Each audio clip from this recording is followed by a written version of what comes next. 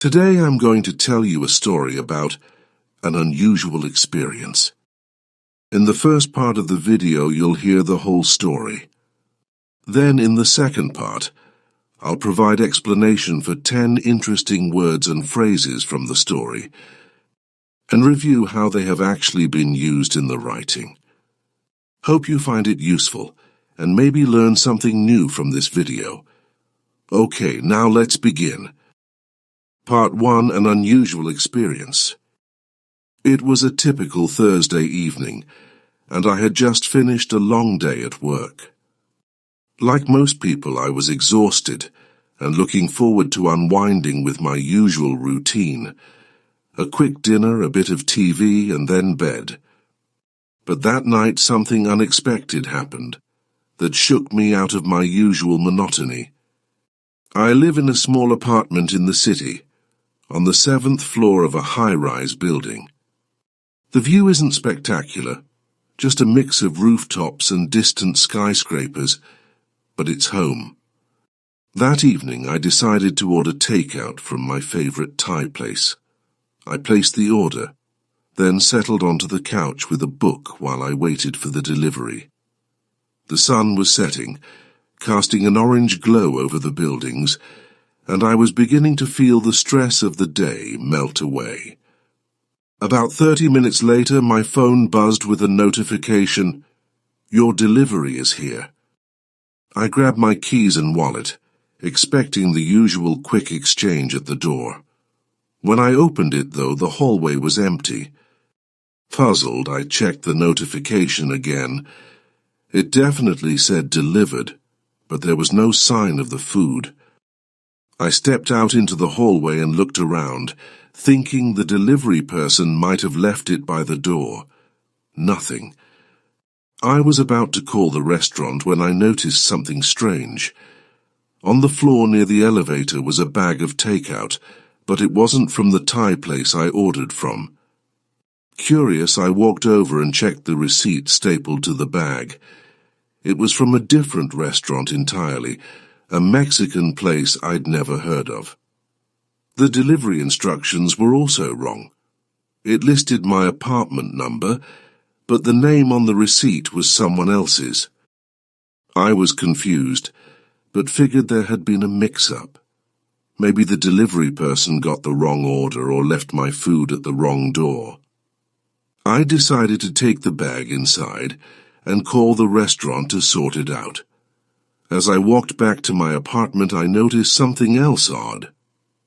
The bag was heavier than expected, and when I peeked inside, it was packed with food far more than I had ordered. After a few minutes on the phone with the restaurant, it became clear that they had no record of my order. In fact, they didn't even deliver to my area. This was getting weirder by the minute. I hung up, more baffled than before, and decided to open the bag. Inside there were 3 large burritos, a couple of tacos, chips, salsa, and a drink. It was enough food for 2 or 3 people, not just a simple dinner for one. I wasn't sure what to do. The logical thing would have been to throw it out, but something about the situation intrigued me. I decided to eat one of the burritos and some chips while I tried to figure out what had happened. The food was surprisingly good, and for a moment I forgot about the strange circumstances. But as I sat there munching on chips and salsa, I couldn't shake the feeling that something was off. Then my phone buzzed again. This time it was a text message from a number I didn't recognize. It read, "I'm sorry about the mix-up. Keep the food. Consider it a gift." I stared at the message, my heart racing. How did this person get my number? I hadn't given it to anyone recently, and there was no reason for a random stranger to have it. The whole situation felt unsettling. I replied, asking who it was and how they got my number, but there was no response. The next day at work, I couldn't focus. My mind kept drifting back to the mysterious delivery and the strange text. I mentioned it to a coworker, hoping they'd have some logical explanation. But instead they seemed as creeped out as I was. "Maybe it was someone you know playing a prank," they suggested. "Or maybe it was just a mistake and the restaurant had your number on file for some reason." That explanation made sense, but I still couldn't shake the uneasy feeling. By the end of the day, I decided to let it go. After all, nothing bad had happened, just an unusual delivery and a cryptic text. That weekend, I got another text from the same number. It said, "I hope you enjoyed the food. You'll be hearing from me again soon." This time, I didn't just feel uneasy, I felt scared. I had no idea who this person was or what they wanted. I tried calling the number, but it went straight to voicemail. My mind raced with possibilities. Was someone stalking me? Was this some kind of elaborate scam? Or was it really just a prank that had gone too far? Over the next few weeks, I was on edge. Every time my phone buzzed, I jumped, half expecting another message from the unknown number. But nothing happened. No more texts, no strange deliveries, nothing. It was as if whoever had been behind it all had simply vanished. Gradually, the fear subsided, and I began to feel normal again. Then one day, as I was walking home from work, I passed by a new restaurant in the neighborhood, a small Mexican place I'd never noticed before. Out of curiosity, I looked at the menu posted outside.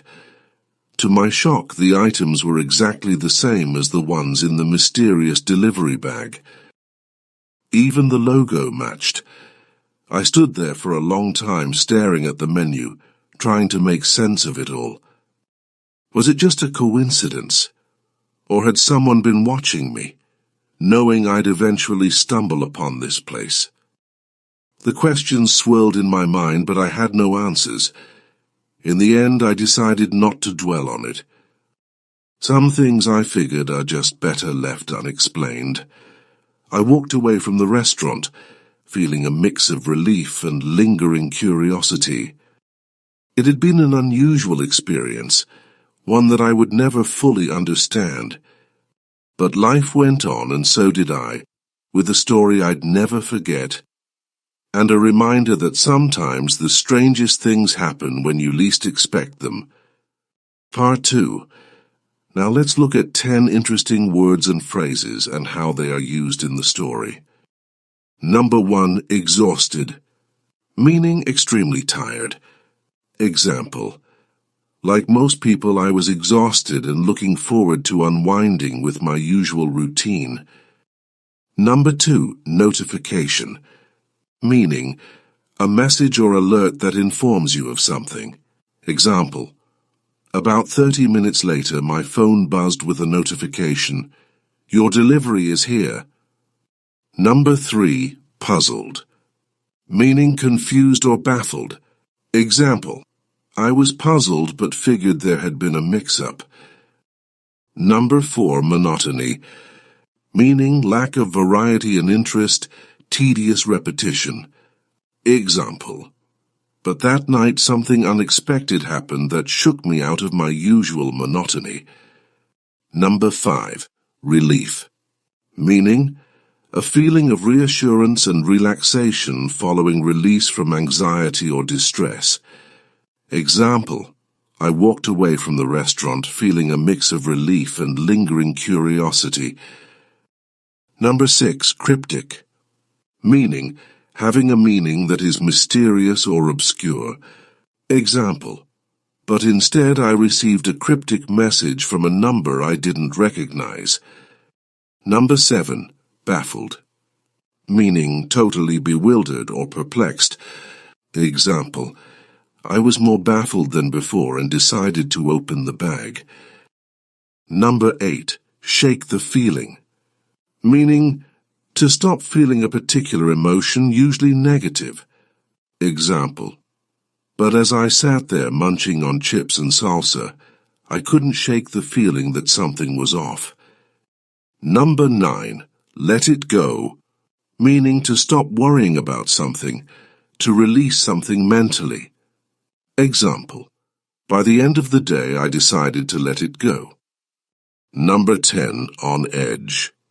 Meaning nervous, worried, or easily startled.